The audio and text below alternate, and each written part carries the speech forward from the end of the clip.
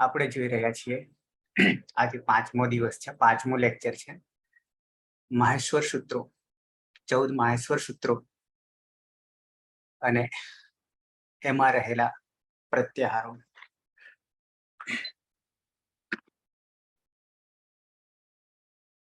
છેલ્લા 4 સૂત્રો બાકી છે, બાકી આપણે પૂરા કર્યા છે. ફરીથી યાદ કરી લઈએ. પહેલું સૂત્ર આપણું અયુણ, એમાં અંતિમ એનો એક પ્રત્યાહાર બન્યો હતો. અણ પ્રત્યાહાર, અણ બરાબર 3 વર્ણો અ ઈ ઉ. ત્યાર પછી બીજા સૂત્રમાં રુલુક,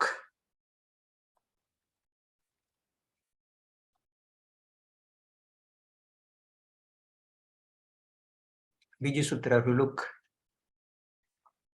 એમાં ક અંતિમ છે. એ ક થી પ્રત્યાહાર યાની શોર્ટકટ ક માંથી 3 બનાવીએ છીએ. અક, ઇક અને ઉક. અક બરાબર 5, ઇક બરાબર 4 અને ઉક બરાબર 3. તો આ રીતે પ્રત્યાહારો આપણે 3 પ્રત્યાહારો બનાવ્યા હતા કના. ત્રીજું સૂત્ર છે એ ઓ અંગ, એમાં અંગ છે, એમાં માત્ર એક પ્રત્યાહાર બને છે. એ આદિર અંત્યના સહેતા. આ આપણું પ્રત્યાહાર બનાવવાનું બ્રહ્માસ્ત્ર છે. એનાથી આપણે આદિવર્ણ, અંતવર્ણ અને મધ્ય આવતા વર્ણોનો સમાવેશ કરીએ છીએ. ત્યાર પછી એટલે કે અંગમાંથી એ અંગ આવો પ્રત્યાહાર બને છે. બરાબર બે અચ સ્વરોનો સમાવેશ થાય છે. એ ઓ. ચોથું સૂત્ર છે ઐ ઔચ, એમાં ચ છે અંતે. ચ થી 4 પ્રત્યાહારો બને છે. એમાંથી એક પહેલા સૂત્રમાં રહેલો અ એટલે કે અચ. અચ બરાબર 9 સ્વરો. 9 સ્વરને શોર્ટકટ લાઘવતામાં કેવું હોય તો અચ કહી દઈએ એટલે 9 નો બોધ થઈ જાય. બીજો પ્રત્યાહાર બનાવ્યો તો ઈચ. એક અ કાઢી નાખીએ એટલે 8 થઈ જશે. ત્રીજો એચ, ત્રીજા સૂત્રમાં રહેલ એ છે અને અંતિમ ચ બરાબર 4 થશે. એ ઓ ઐ ઔ. અને ચોથો પ્રત્યાહાર એ ઐચ. ઐચ 2 માત્રા છે અને એમાં 2 સ્વર છે છેલ્લા ઐ અને ઔ. આ રીતે 4 પ્રત્યાહાર અચ, ઈચ, એચ, ઐચ. 9 સ્વરો અને 9 પ્રત્યાહારો બની ગયા. 5મા સૂત્રમાં હયવરટ, ત્યાંથી હલની શરૂઆત થાય છે. એટલે કે વ્યંજનોની શરૂઆત થાય છે. 33 વ્યંજનો. ગણવા જશો તો 34 થશે, કારણ કે હ 2 વાર છે. એ જ રીતે અલ ગણવા જઈશું તો પણ 42 ની જગ્યાએ 43 થશે. અલ આવવાની વાર છે, છેલ્લા સૂત્રમાં લઈશું.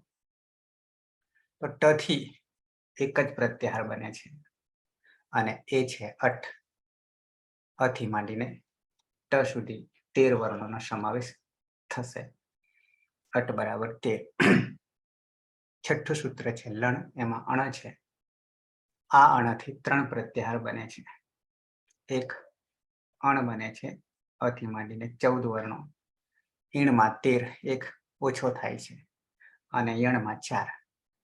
સાથે સાથે યણને આપણે અંતઃસ્થ એવું નામ પણ યણો અંતઃસ્થાહા એવું સૂત્ર છે.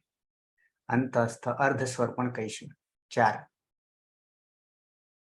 7મા સૂત્રમાં પાંચમો વર્ણ છે હલમાના, અનુનાસિક છે. મુખનાસિકા વચનો અનુનાસિક. જે કચટ તપ વર્ગ છે, 5 વર્ગનો અંતિમ વર્ણ, પાંચમો વર્ણ યમાંગ ગણનામાં, યમાંગ અણનામાં. આ માંથી 3 પ્રત્યાહારો બનાવીએ છીએ. એક વાર્તિકનો છે, 4 કરવું હોય તો થઈ જશે. યમ ઉમેરી લઈએ તો સૌથી પહેલા તો બરાબર 19 થઈ જશે. પછી યમ પહેલો અ થી માંડીને પહેલા વર્ણમાંથી અને મ સુધી આવીએ તો થઈ જશે અમ. ત્યાર પછી થઈ જશે યમ. એના પછી છે અંગમ.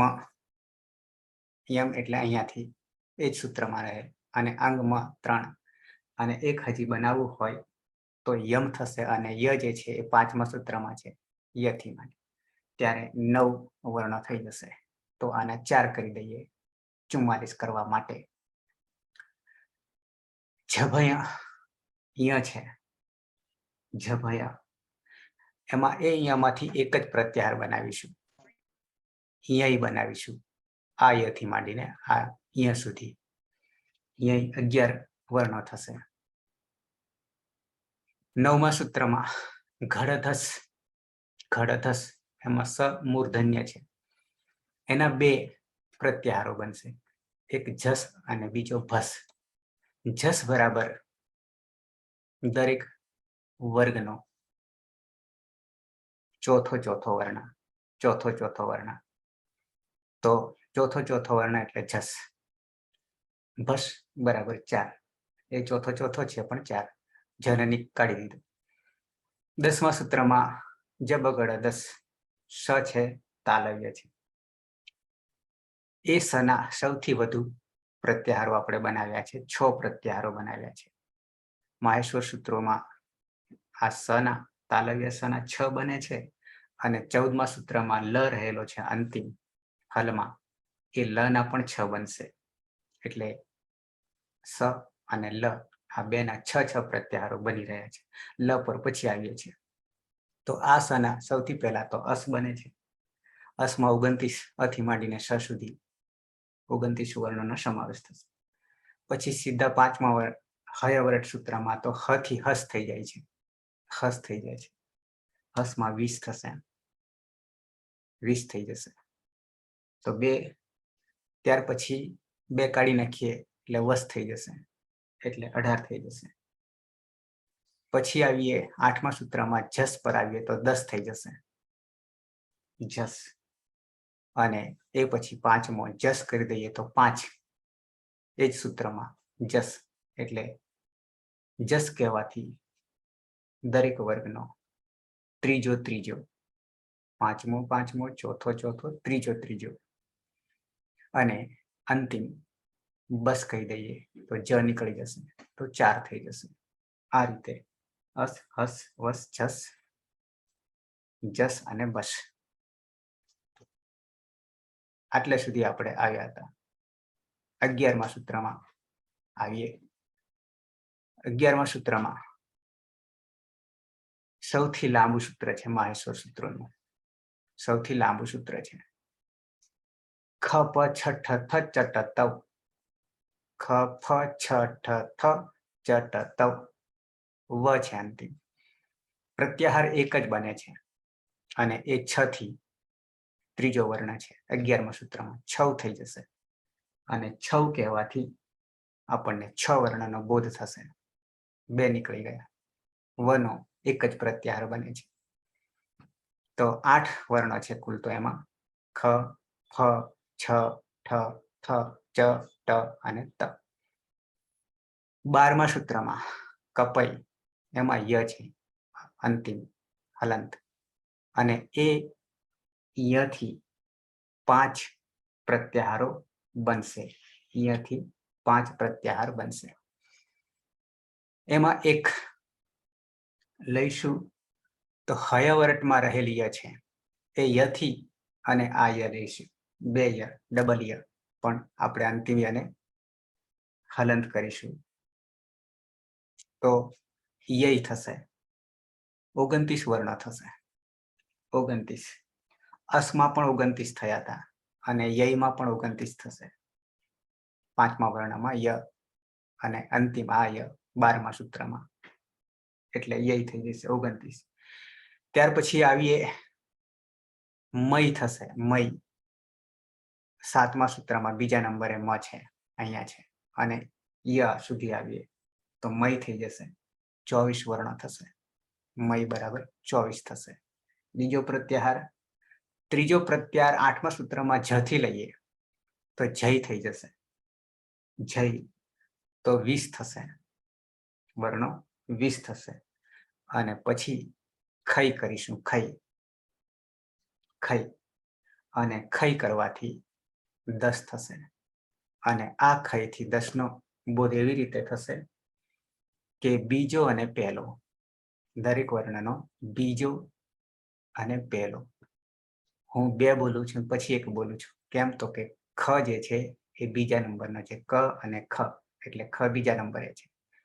અને અહીંયા ક છે 12મા સૂત્રમાં, કપાઈ ત્યાં આવે છે, પણ એ શરૂ થશે અહીંયા ચ થી શરૂ થશે, ચટત 11મા સૂત્રમાંથી લઈ. તો પછી એક પ્રત્યાહાર આગળ બનશે, ચય કહીશું, ચય કહીશું એટલે પ્રથમ આવી જશે. તો ખઈ પછી ખઈમાં 10 એટલે કે બીજો અને પહેલો વર્ણ. અને અંતિમ 5મો પ્રત્યાહાર એ ચ થી શરૂઆત કરીશું એટલે ચય થઈ જશે. અને ચય કહેવાથી બીજું એક નામકરણ, પહેલો વર્ણ, દરેક વર્ગનો પહેલો વર્ણ, જેને આપણે અહીંયા ચ ટ ત ક પ આ રીતે કહીશું. પણ ક ચ ટ ત પ વર્ણ માતૃકા પ્રમાણે, પણ આપણે સૂત્ર પ્રમાણે યાદ રાખીશું, ચ ટ ત ક પ. તો ચય થઈ ગયો. તો ફરીથી ય બરાબર 29, મય બરાબર 24, જય બરાબર 20, ખઈ બરાબર 10 અને ચય બરાબર 5. આવી રીતે 5 પ્રત્યાહારો બનશે યના. 13મું સૂત્ર, સર સ તાલવ્ય છે, મૂર્ધન્ય છે બીજા નંબરે, અને ત્રીજો દંત્ય સ છે. એ ઉચ્ચારણ પછી આના પછી તરત આવે છે, દરેક વર્ણના ઉચ્ચારણ. તો સરમાં ર થી પણ 5 પ્રત્યાહારો બને છે. ર થી પણ 5 પ્રત્યાહારો બને છે, યના પણ 5 પ્રત્યાહારો બને છે. આ સના 10મા સૂત્રમાં 6 બન્યા હતા. તો ર પર આવીએ. રના પ્રત્યાહારો યાદ રાખવા હોય અને યના પ્રત્યાહારો યાદ રાખવા હોય તો બેની એક સરળ રીત એવી છે કે જેટલા યને લાગ્યા છે આગળ આદિમાં, એટલા રને લગાવી દો, પણ એકને બાદ કરી દેજો. કેવી રીતે? સમજો બરાબર. જેમ આપણે પહેલો પ્રત્યાહાર યનો બનાવ્યો હતો 12મા સૂત્રમાં કપાઈમાં, એ યય બનાવ્યો હતો. એવી જ રીતે આ 13મા સૂત્રમાં અંતિમ ર છે, એ રમાં પણ આદિ તરીકે યને લઈ લો. 5મા સૂત્રમાં રહેલ હયમાં ય જે છે, એટલે બની જશે યર બની જશે. જેમ યય બન્યો હતો, યની જગ્યાએ આદિમાં તો એકનો એક જ છે, ખાલી ર પાછળ જોડવાનો છે, તો યર થઈ જશે. પેલામાં યય થયો હતો, તો યર કહેવાથી 32 થઈ જશે. 32 વર્ણનો બોધ થઈ જશે. તો આ બંને આવી રીતે સરખા થશે, ખાલી ર જોડવાનો છે, યય અને યર. ત્યાર પછી ય માટે 12મા સૂત્રમાં ય માટે આપણે મય કર્યું હતું, 7મા સૂત્રમાં મય, એટલું છોડી દેવાનું છે. રમાં એ નથી કરવાનું. બાકીના બધા આદિમાં લગાવવાના છે, જે યમાં લગાવ્યા હતા તે. એટલે ત્રીજા નંબરે આવીશું, જે બીજા નંબરે રમાં આવશે. અને ત્રીજા નંબરે યમાં કર્યો હતો. ત્રીજા નંબરે યમાં કર્યો હતો એ જય કર્યો હતો. આ જ 8મામાં અને ય. તો હવે એ જ થી જ ર સુધી લાવીએ તો થઈ જશે ઝર. પહેલો યર પછી ઝર. હવે સરખા યાની આદિ એક જ રહેશે.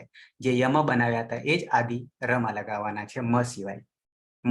નહીં મ કરીએ તો મર થઈ જાય, કરવું હોય તો થાય, પણ ઉપયોગમાં લીધો નથી એટલે આપણે બનાવતા નથી.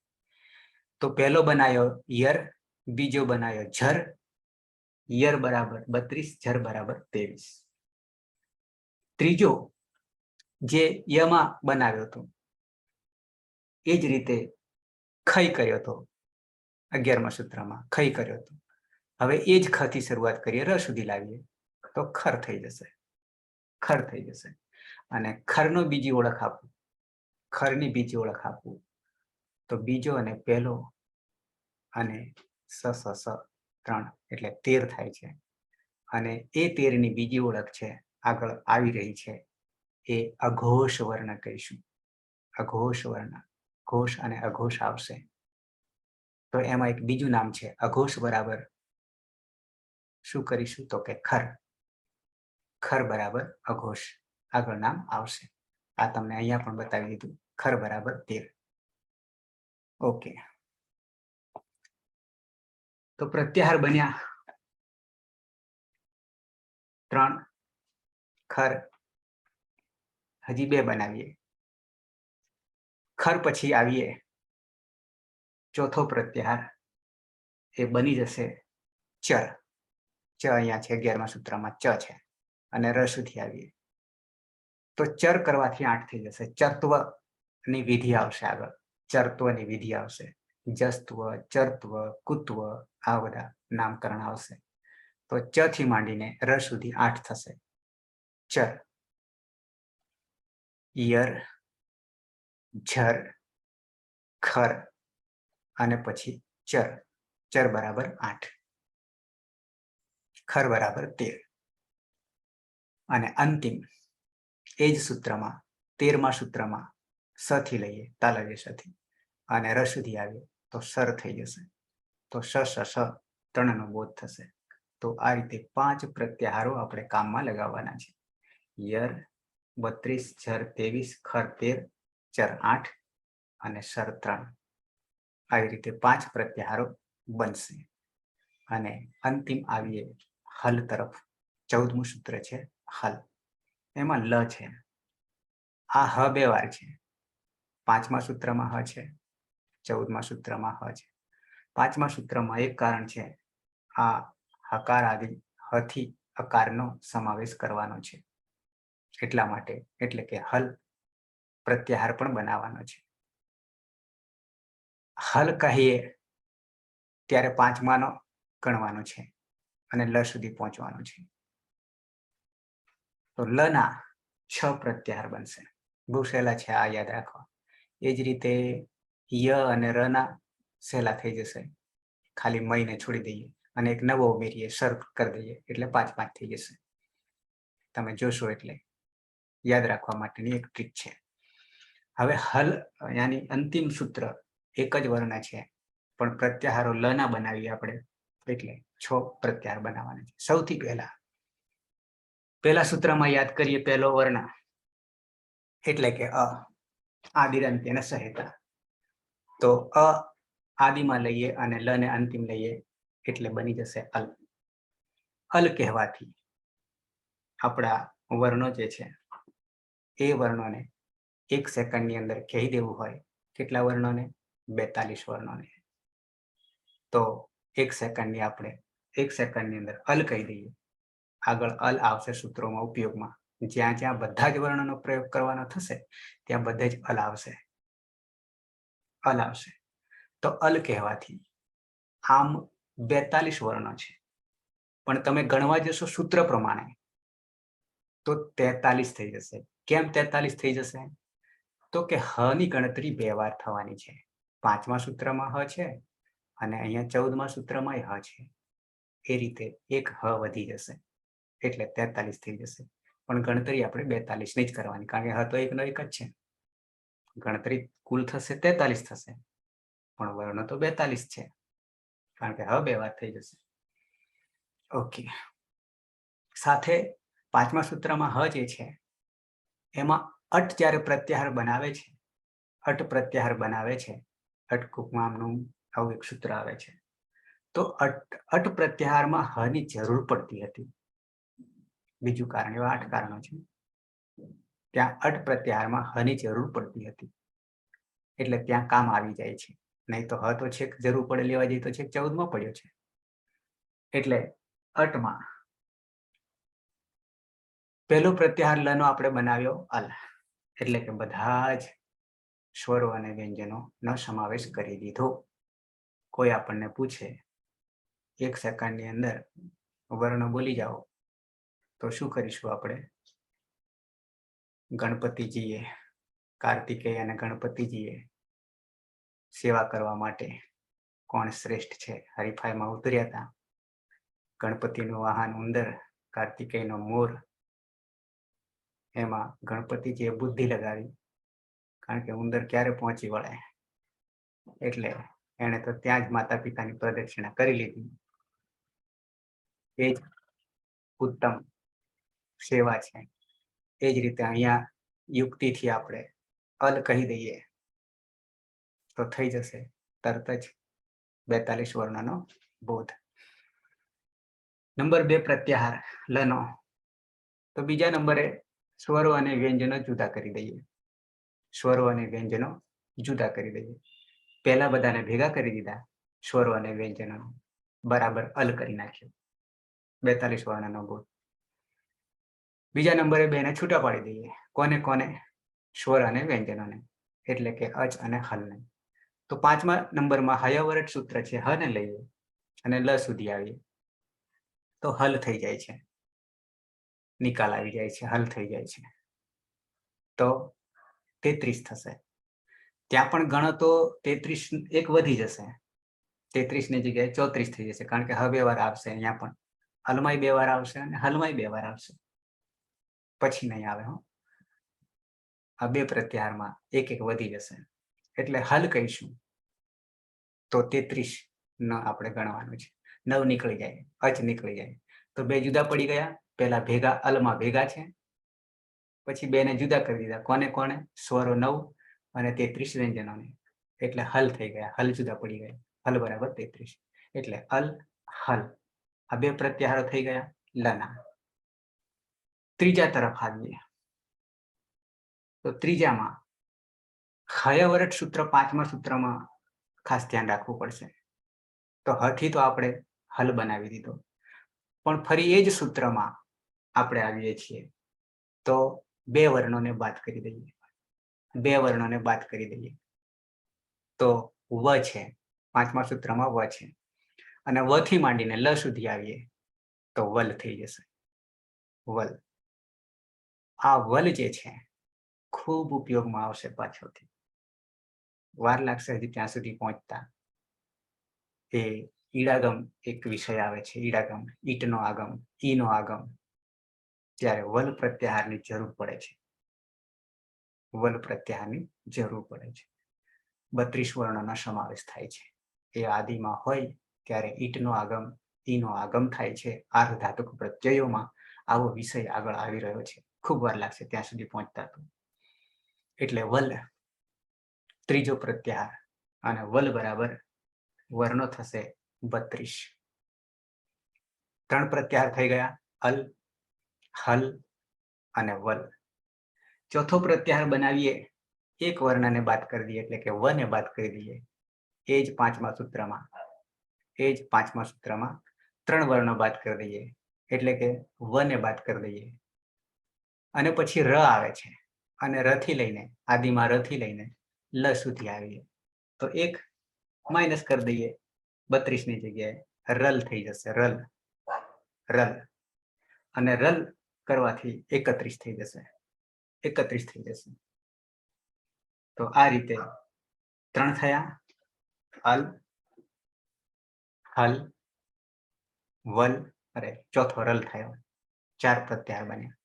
અલમાં 42, હલમાં 33, વલમાં 32, રલમાં 31. 4 પ્રત્યાહારો થઈ ગયા. 5મો પ્રત્યાહાર કરીએ તો 8મા સૂત્રમાં, 8મા સૂત્રમાં જ છે, અને લ સુધી આવીએ તો ઝલ થઈ જશે. ઝલ બરાબર 24 વર્ણો.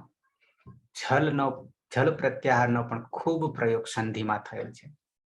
ઝલામ જસો અંતે એવું સૂત્ર એક છે. ઝલ વર્ણોનો જસ થઈ જશે, આવું એક સૂત્ર આવશે. ઝલામ જસો અંતે, ઝલામ જસ ઝસી, આવું પણ સૂત્ર આવે છે. તો એ સંધિમાં ખૂબ ઉપયોગી છે ઝલ પ્રત્યાહારનો. અને જલમાં 24. 24 બીજી ઓળખાણ આપું જલની તો પાંચમો બાદ કરી દઈએ સાતમામાં આવેલ એટલે ચોથો, ત્રીજો, બીજો, પહેલો અને ઉષ્માક્ષર 4 એટલે 5 ચોક 20. ચોથો, ત્રીજો, બીજો, પહેલો એ સ્પર્શ છે અથવા તો વર્ગના છે, બરાબર. એકને કાઢી નાખ્યો, અનુનાસિકને પાંચમો કાઢી નાખ્યો અને 4 વર્ણો એ ઉષ્માક્ષર તરીકે લઈશું. એનું બીજું નામ આના પછીનું તરત આવે છે. તો પાંચમો પ્રત્યાહારને આપણે જલ કહી દઈશું, બરાબર. 24 અને છેલ્લો પ્રત્યાહાર એ બનાવી દઈશું અંતિમ શલ. અંતિમ શલ 13મા સૂત્રમાં રહેલો શ તાલવ્ય અને લ સુધી પહોંચીએ. ગણતરી થશે 4 અને એ જ શલનું બીજું નામ આપી દો. શલનું બીજું નામ આપી દો ઉષ્માક્ષર. શલો ઉષ્મા, શલહ ઉષ્માણઃ, શલહ ઉષ્માણઃ. આવી વ્યાખ્યા છે, સૂત્ર નહીં પણ વ્યાખ્યા છે. તો શલ કહીશું તો ઉષ્મા વર્ણો એ બોલવાથી સ સ સ અને હ બોલવાથી આપણા મુખમાંથી ગરમ શ્વાસ નીકળે છે એટલે ઉષ્માક્ષર કહીશું. તો શલ બરાબર 4. ફરીથી યાદ કરાવી દઉં. 6 પ્રત્યાહારો બહુ સહેલા છે. આ લના પ્રત્યાહાર પહેલા ઓલ લઈ લીધા એટલે કે અલ કરી દીધું. પછી 2 ને છૂટા પાડ્યા સ્વર વ્યંજનને એટલે હલ થઈ ગયા. 9 અને 33 હલ થઈ ગયા 33. એ પછી આવ્યા આપણે વલમાં આવ્યા. રલ 1, વલ અને રલ. ત્યાર પછી જલ અને સલ, બરાબર. 6 પ્રત્યાહારો થઈ ગયા અને આટલા પ્રત્યાહારો ગણતા થઈ જશે 42 અને 43 44માં એક આપણે સાથે લીધો. 7મા સૂત્રમાં મ જે છે અને એ મ ની અંદર યની સાથે ય એટલે 5મા સૂત્રમાં યમ કહી દઈએ. અને એક પ્રત્યાહાર એવો બને છે કે સૌથી વિશેષ પ્રકારનો છે, જુદા પ્રકારનો છે. દરેક આ જે પ્રત્યાહારો બનાવ્યા આપણે 43, આમ 44 બનાવીએ છીએ આપણે. અત્યાર સુધી આપણે 43 એક બાકી રહ્યું. એ પ્રત્યાહાર કંઈક જુદા જ પ્રકારનો છે આ બધા કરતા, 43 કરતા. આ બધામાં આદિર અને અંતિમ હલને લીધો છે, પણ હવે એક પ્રત્યાહાર એવો બને છે જે એક જ વર્ણનો છે, એક જ વર્ણનો છે. અને એ એક વર્ણ આપણે 5મા સૂત્રમાં રહેલો છે ર. આ ર છે, ખાલી ર કહી દઈએ, ખાલી ર કહી દઈએ. અને એ ર કહેવાથી 2 વર્ણનો બોધ થાય છે. કયા 2 વર્ણનો બોધ થશે? તો કે ર અને લ. ર અને લ આ 2 વર્ણોને બોધ કરવા માટે આપણને ર પ્રત્યાહાર બનાવવો પડ્યો છે સ્પેશિયલ કેસમાં, જેનો પ્રયોગ થવાને કારણે. આ રીતે કુલ પ્રત્યાહારો એ 44 થશે, આમ કોમન 42. તો બંનેનો હિસાબ સરખો થાય છે. બંનેનો ઋષિબેન.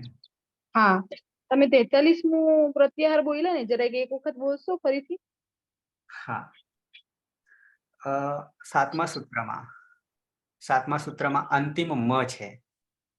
હા, અંતિમ જ રાખીએ અને આગળ આદિમાં રાખીએ 5મા સૂત્રમાં રહેલો ય. બરાબર. એટલે યમ થઈ જશે, યમ. હા, એ એક આપણે વધારે લીધો અને અંતિમ ર લીધો, ર.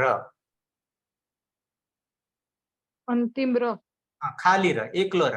બીજા બધામાં આપણે અંતિમ હલ કરી જોડ્યો છે, દરેકમાં આદિર અંત્ય અને સહાયતા. પણ આ ર પ્રત્યાહારમાં એ સ્પેશિયલ બનાવવો પડ્યો છે અને એ આવે છે 5મા સૂત્રમાં ર છે. હા, ની પહેલા એ અને લ સુધી પહોંચવાનું છે. હા, એટલે ર અને લ નો સમાવેશ થાય છે. એમાં અંદર દરેક વર્ણોમાં અ રહેલા છે ને, દરેક વર્ણોમાં અહીંયા આખા છે, કોઈને આપણે હલ નથી કર્યા. અંતિમ હલ કર્યા છે હથી માંડીને. અચ સુધી તો સ્વતંત્ર છે, એ તો અચ છે, એ સ્વતંત્ર સ્વયં રાજંતે ઇતિ સ્વરઃ. પણ હયવરટ થી આપણે છેક 14મા સૂત્ર સુધી જઈએ, 5મા સૂત્રથી, તો એ બધામાં અનો ઉમેરો થયો છે, તો જ એ સ્વતંત્ર બોલી શકાય છે.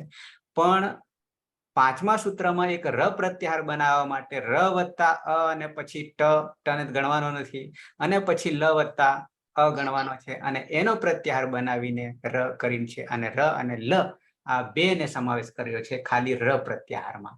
આ એક વિશેષ બની રહ્યો છે. ખાલી ર પ્રત્યાહાર જ ગણાય, બાકી એનું નામ નહીં પડે. બરાબર ને સર? ર પ્રત્યાહાર નામ બનશે, પણ એ ર પ્રત્યાહાર ર પર ગણીશું ત્યારે બે વર્ણોનો સમાવેશ કરવાનો છે. કોનો કોનો? તો કે ર નો અને લ નો.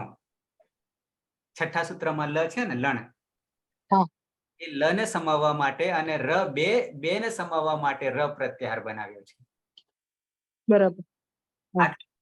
વિશેષ છે. અને એમ કરીને 44 થશે, બાકી 42 કોમન રીતે ગણીએ તો 42 વર્ણો અને 42 પ્રત્યાહારો. કેટલું એનું બેલેન્સ રાખ્યું છે, બે સરખું સરખું. બાકી મેં તમને કહ્યું હતું કે 588 પ્રત્યાહારો બનશે. કેવી રીતે? તો કે આ 14 જે છે અંતિમ, જેની ઈદ સંજ્ઞા થઈ રહી છે, અને એ 14 ને જ્યાં જ્યાં આવ્યા છે અને એની આગળના બધાને આપણે આદિમાં લઈ લઈએ, અને પછી તમે બનાવવા જશો અને હલ સુધી, લ સુધી આવશો. જેમ કે લ અંતિમ હલમાં લ છે, તો એ અલ તો આપણે બનાવ્યો, પછી ઈલ બને, ઉલ બને, રૂલ બને, લુલ બને, એલ બને, ઔલ બને.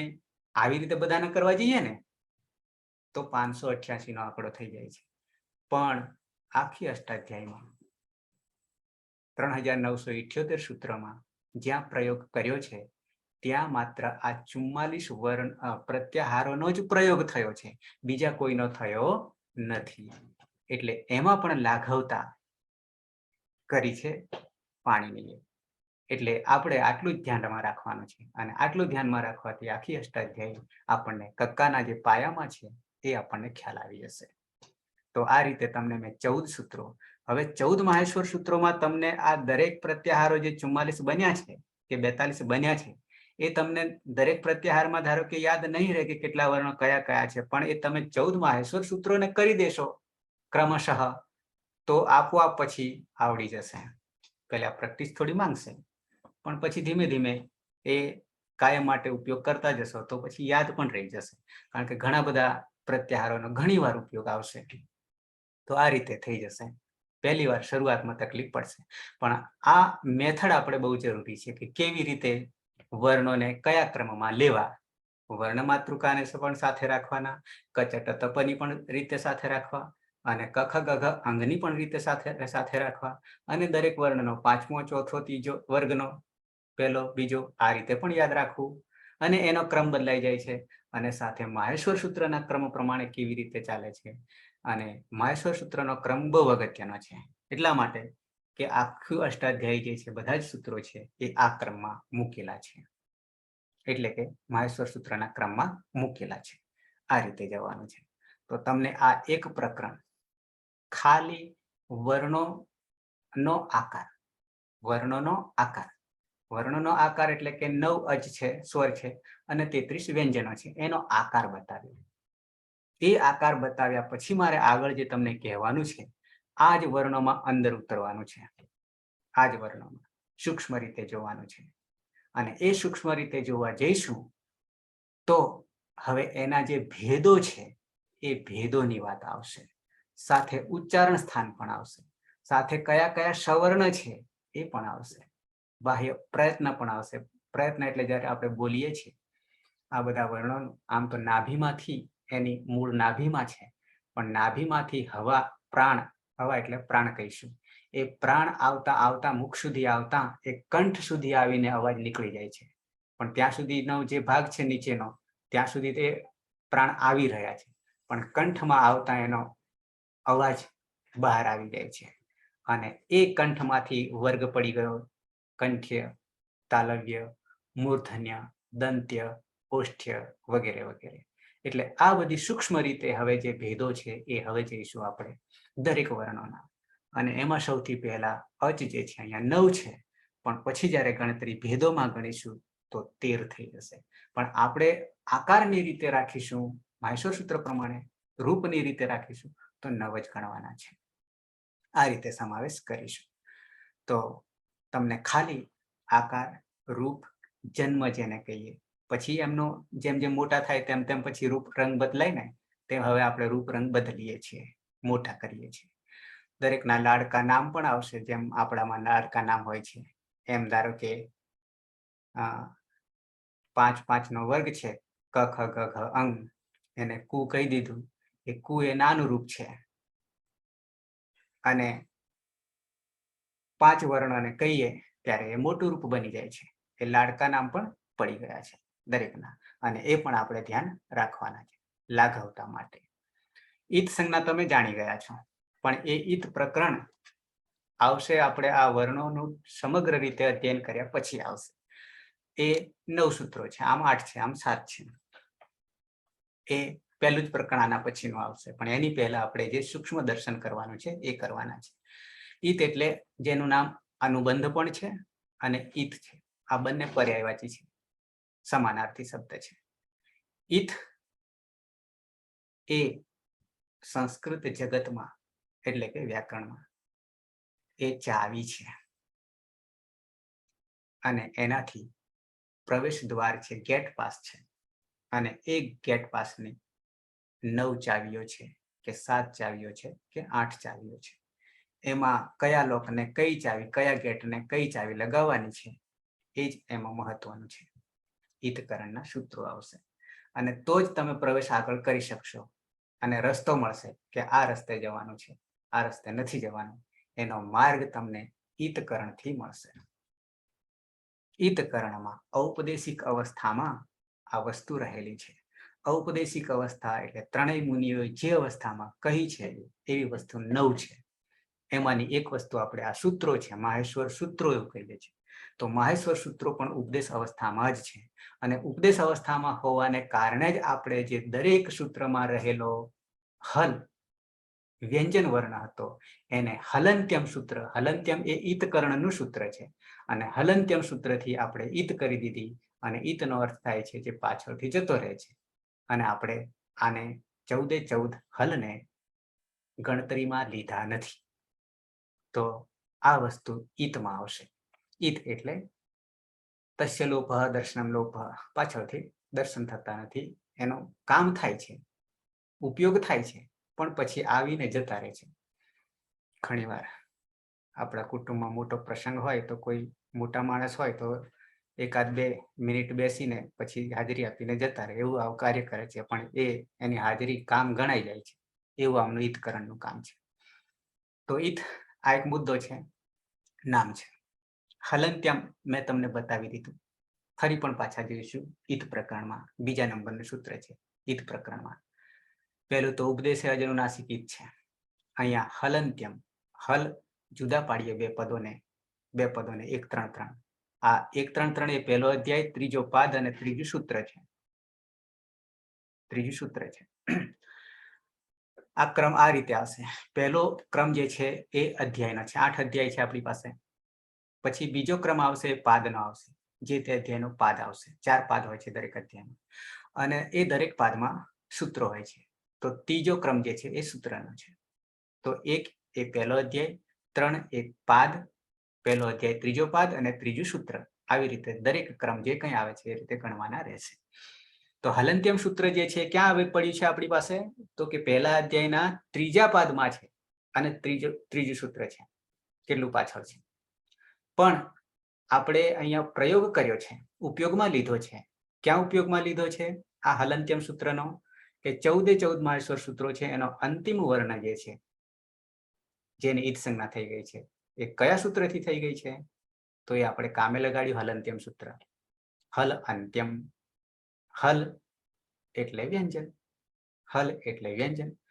તો તમે જોશો 14 સૂત્રમાં ક્યાંય સ્વર અંતે નથી, બધામાં હલ છે. 14 હલ છે, અણ 2 વાર આવ્યો. તો અંત્યમ, અંતિમ. સાથે આપણે બે પદો એમાં નાખવાના છે. કેમ? એ ઉપરના સૂત્રમાં મૂકી દીધા છે. અહીંયા લાઘવતા માટે ફરી એનું રિપીટ નથી કર્યું. અહીં તો રિપીટ કરવા જઈએ તો ખાસી ગાડી લાંબી થઈ જાય, એટલે ગાડી લાંબી કરી નથી, ડબ્બા જોડ્યા નથી, એ ત્યાં જ રાખ્યો છે, ત્યાંથી ગ્રહણ કરવાનું છે. જેમ કે ઉપદેશે અજનુનાસિકી આવું સૂત્ર છે, એમાંથી ઉપદેશે આમાં હલંત્યમાં લેવાનું છે. ઉપદેશે હલંત્યમ અને પાછું ઈત લેવાનું છે, એ ઉપરના સૂત્રમાં. ઉપરના એટલે 1 3 3 છે, એની જગ્યાએ 1 3 2 એ સૂત્રમાં છે. એમાંથી બે પદોને ઉમેરવાના છે, એક ઉપદેશે અને બીજું ઈત. તો ઉપદેશે હલંત્યમ ઈત આવું થઈ જશે. એટલે ઉપદેશ અવસ્થામાં જ્યાં જ્યાં હલ છે એટલે કે વ્યંજન છે એની ઈત સંજ્ઞા થઈ જાય છે, એવો અર્થ થાય છે. તો અહીંયા આ 14 માહેશ્વર સૂત્રો છે એ ઉપદેશ અવસ્થામાં છે, અને એ ઉપદેશ અવસ્થામાં જ્યાં જ્યાં હલ છે, પણ શરત એટલી છે કે અંતિમ હોવો જોઈએ. આ શરત છે, હલ અંત્યમ. તો એનું શું થાય પરિણામ? તો કે એની ઈત સંજ્ઞા થઈ જાય છે. ઈત સંજ્ઞા થાય એટલે શું? તો કે તસ્ય લોપઃ, એ પણ સૂત્ર છે, અહીંયા આપી દીધું છે 1 3 9. તસ્ય લોપ સૂત્ર આપી દીધું છે. તેનો લોપ થઈ જાય છે. તેનો લોપ થઈ જાય છે. કોનો? ઈતનો. એટલે ગણતરીમાં લેવાનું અદર્શન થયા. લોપ એટલે શું? તો કે અદર્શનમ લોપ, એવું પણ સૂત્ર છે. તેના દર્શન થશે નહીં. તો આ રીતે બે સૂત્રો તો તમને અહીંયા જ ઈતકરણના ઈત પ્રકરણના આવી જાય છે. અને કેમ આવી ગયા? તો તમારે 3978 સૂત્રમાં આટલા તો તમારે તૈયાર થઈ ગયા. આ રીતે સૂત્રો થશે, સળંગ ક્રમમાં નહીં, વૃદ્ધિ રાધે એ રીતે નહીં. જેમ જેમ આપણે ઉપયોગમાં લઈએ છીએ તેમ તેમ આપણે લઈએ છીએ. જેમ કે આ હલંત્યમની જરૂર પડી પહેલા આપણને, તો એ 1 3 3 માં છે. ત્યાર પછી તસ્ય લોપ 1 3 9 માં છે. ફરી પાછું એ પ્રકરણ આપણે જોવાના છે. તો ઈત સંજ્ઞા હલંત્યમ સૂત્ર જોઈ લીધું, એને જાણી લીધું, એનો અર્થ શું થાય છે, શું કાર્ય કરે છે. તસ્ય લોપઃ, એ જે ઈત સંજ્ઞા થાય છે એનો લોપ થાય છે, એની વાત થાય છે તસ્ય લોપઃ.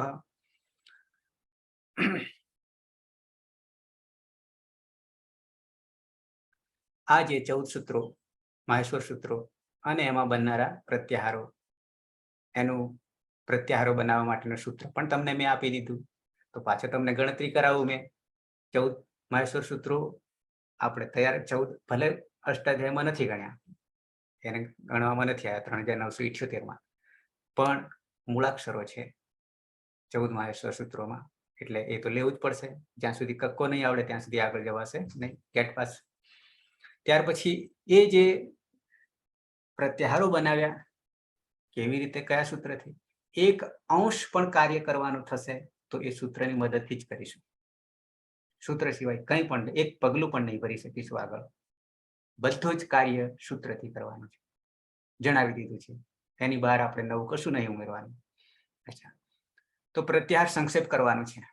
આદિરંત્યને સહિતા મેં તમને બતાવી દીધું. શરૂઆતમાં 71 સૂત્ર છે, તો 1 3 3 હલંત્યમ, પછી 1 1 71. આ પહેલું શરૂઆતમાં આવે છે, પહેલા અધ્યાયના પહેલા પાદમાં 71મું સૂત્ર છે. આદિરંત્યને સહિતા,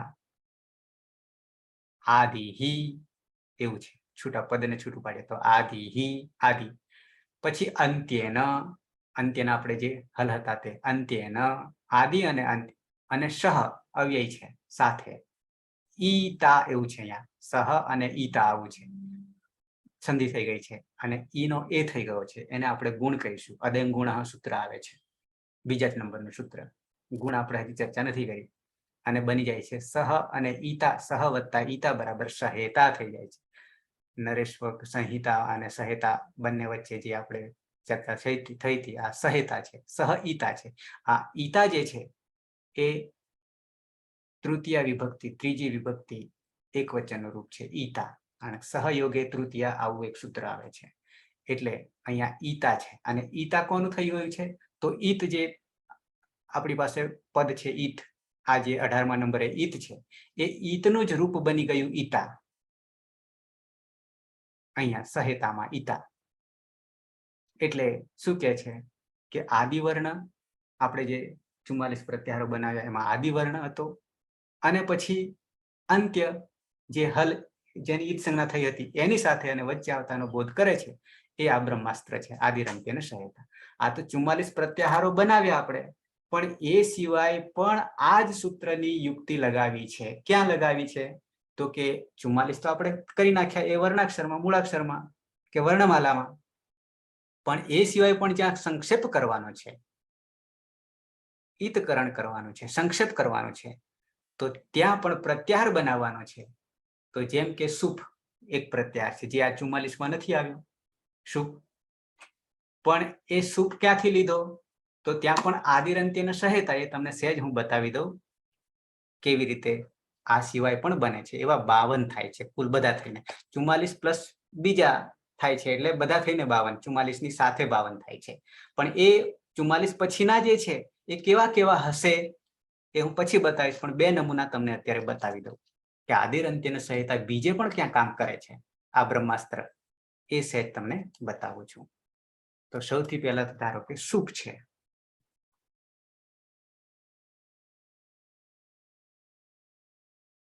બહુ જસ છે સૂત્ર.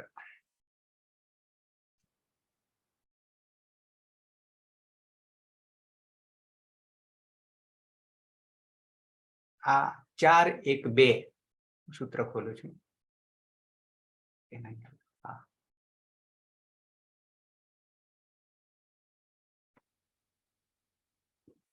આપણે પ્રત્યાહાર બનાવવાની આ એક બીજી રીત છે.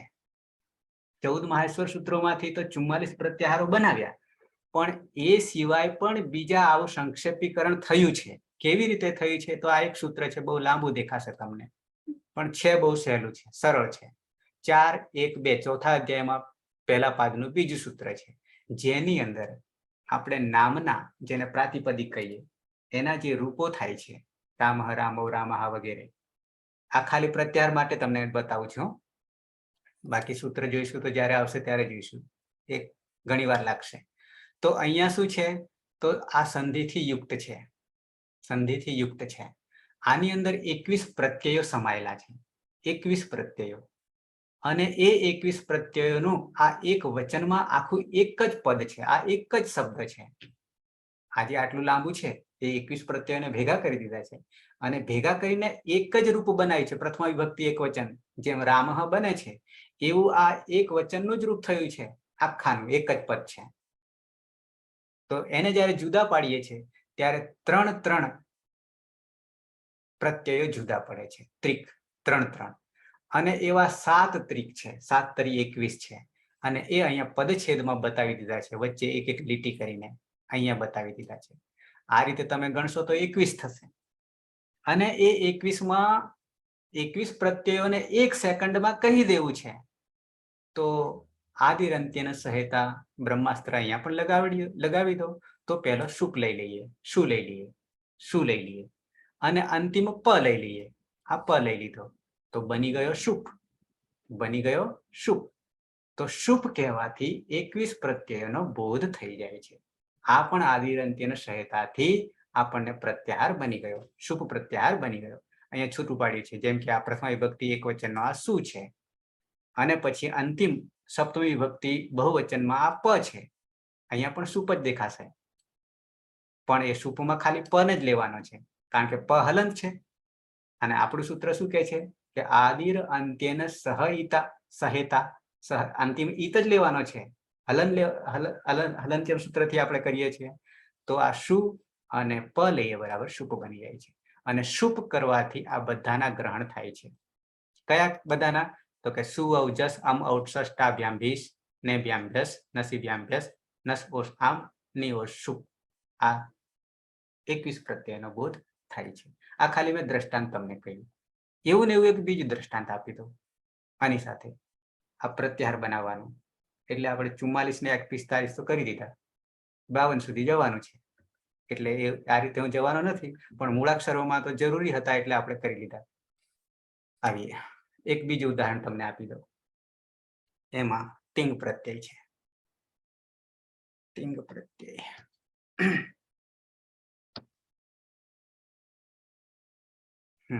3 4 ને 78 અહીંયા છે, અહીંયા પડ્યું છે. ત્રીજા અધ્યાયમાં ચોથા પાદમાં 78મું સૂત્ર છે.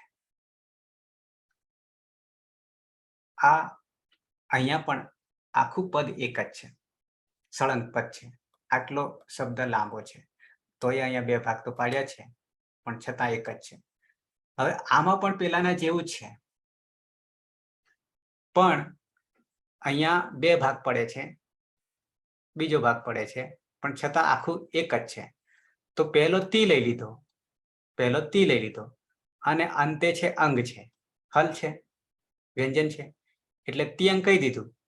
શું કહી દીધું? તિયંગ કહી દીધું. આ અહીંયા તી છે અને અંતિમ અહીંયા અંગ છે, તો તિયંગ કહી દીધું. અને તિયંગ કહેવાથી આપણને 18 પ્રત્યયોનો બોધ થશે. તિયંગ કહેવાથી 18 પ્રત્યયોનો બોધ થશે. અને એમાં પણ ત્રણ તિપ્તસ્છી, સિપ્તસ્થ, મિપ્પસ્મસ આવી રીતે છે કે તિપ્તસ્છી, સિપ્તસ્થ અને મિપ્પસ્મસ સુધીના 3 તરી 9 જે છે એ પરસ્મય પદના પ્રત્યયો છે, મૂળ પ્રત્યયો છે. લસ્ય સૂત્ર આવે છે, લકારના પ્રત્યયો છે, આને પણ છૂટા પાડી શકીશું. ત્યાં પણ પાછો પ્રત્યાહાર તો થશે જ, આદિરંત્યને સહેતા. કેવી રીતે? તો કે આ આખાને તી અને અંતે અંક લઈ લીધો એટલે તિયંગ થઈ ગયો. પણ એમાંથી આ ત જે છે વચ્ચે આવતો, અહીંયાથી પાછું ચાલુ કરીએ તો ત અંગ પણ થઈ જાય છે. ત અંગ આત્મને પદના જુદા પડી જાય છે, અને એ પણ 9 થઈ જાય છે. 9 દુ 18. તો ત અંગ પણ થાય છે અને તિયંગ પણ થઈ જાય છે. તો આવી રીતે યુક્તિ અજમાવી છે. તો તમને મેં 3 બીજા ઉદાહરણ આપ્યા, આમાં 2 ઉદાહરણ આપી દીધા. એક તો શુભ, એ પણ પ્રત્યાહાર આદિરંત્યનો સહિતાથી બને છે. ત્યાર પછી તિયંગ, જેમાં 9 દુ 18, 9 પરસ્મય પદ, 9 આત્માને પદના પ્રત્યયો આવી જાય છે. અને માત્ર આત્માને પદના કહેવું હોય તો આ ત થી માંડીને અંગ સુધી તો તંગ થઈ જાય છે. તો આવી રીતે પ્રત્યાહાર બનાવ્યા છે. એવા 52 પ્રત્યાહાર છે કુલ. આ ખાલી તમને એક નમૂના માટે, બીજે ક્યાં ક્યાં બને છે એના માટે મેં તમને જણાવ્યું છે. અચ્છા, આવીએ પાછા મૂળ હતા ત્યાં. આદિરંત્યના સહાયતા સૂત્ર તમને ક્લિયર થઈ ગયું. હલંત્યમ સૂત્ર ક્લિયર થઈ ગયું. 2 સૂત્રો થઈ ગયા. એ સિવાય 14 માહેશ્વર સૂત્રો તૈયાર થઈ ગયા, એમ જ હું માની લઉં છું. એ રીતે એક સૂત્રનો આપણે ઉમેરો કરતા જઈશું. આ પ્રત્યાહારો તમને મેં કરાવી દીધા. આ પ્રત્યાહારોમાં સાથે સાથે એ પણ તમને બતાવી દીધું કે શું કહેવાથી કયા બીજા અર્થો પણ નીકળે છે, એ પણ તમને બતાવી દીધા. જેમ કે અલ કહેવાથી બધા જ વર્ણો, હલ કહેવાથી વ્યંજનો, અજ કહેવાથી સ્વરો, શલ કહેવાથી ઉષ્માક્ષણ, યણ કહેવાથી અંતસ્થ, આવી રીતે જસ કહેવાથી ત્રીજો, આવી રીતે બીજા નામો પણ તમને કહ્યા છે. એટલે એ જ રીતે આગળ આપણે ચાલવાનું છે. અને એના પછી આપણે આવશે 20મા ક્રમે જે છે વર્ણોનું સ્થાન જે છે, એટલે કે ઉચ્ચારણ સ્થાન. હવે ધીમે ધીમે અંદર પ્રવેશ કરીએ છીએ. આ આકાર રૂપ જન્મ લઈ લીધો વર્ણો, અને હવે એને આપણે મોટા કરવાના છે. એટલે કે અંદર જવાનું છે, જાણવા માટે સૂક્ષ્મ થી જોવાનું છે, એટલે સાક્ષાત્કાર કરવાનો છે. હવે પછી એટલે વર્ણોનું ઉચ્ચારણ સ્થાન થી આપણે અટકીએ છીએ. સમય 5 મિનિટ કે 3 મિનિટ છે. કોઈને પ્રશ્ન હોય તો.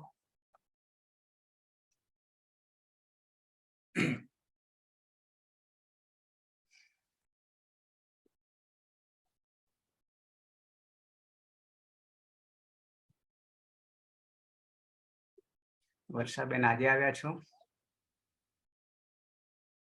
વર્ષા જોગચંદ. હા સર. ક્યાંથી?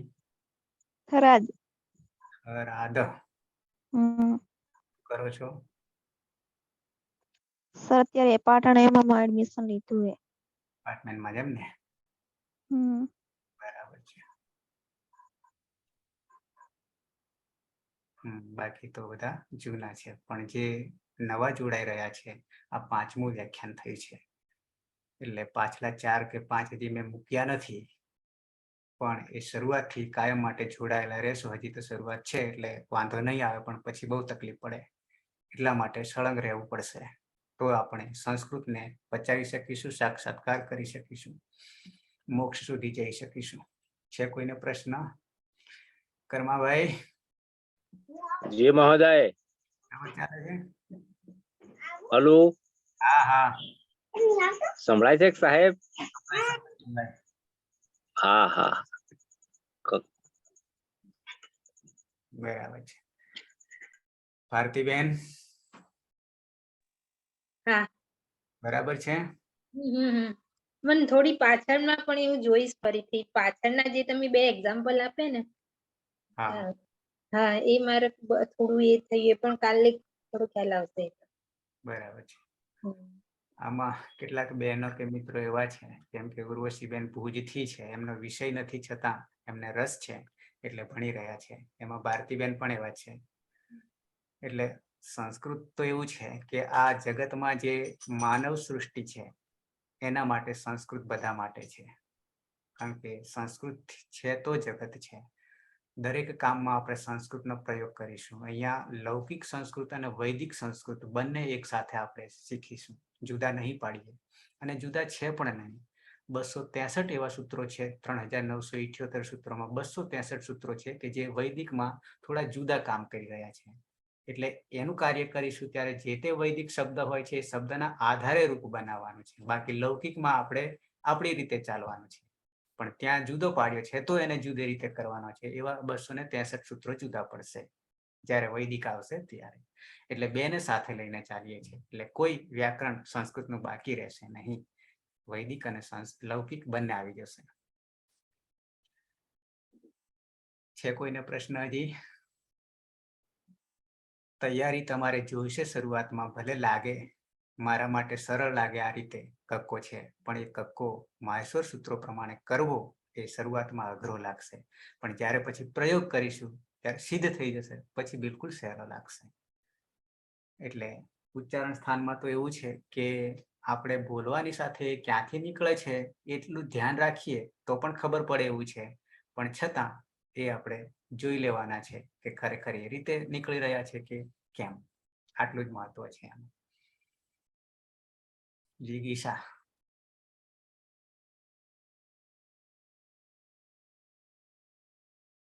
ઓકે, પ્રશ્ન ન હોય તો આપણે પૂર્ણાહુતિ કરીએ મંગલાચરણ. કાલે પાછા મળીશું 9 વાગે. મંગલાચરણ. સદાશિવ સમારંભમ તથા પાણિનિ મધ્યમામ અસ્મદાચાર્ય પર્યંતમ વંદે ગુરુ પરંપરામ. વંદે ગુરુ પરંપરામ. વંદે ગુરુ પરંપરામ. તો શુભરાત્રિ અને કાલે પાછા 8 વાગે મળીએ છીએ.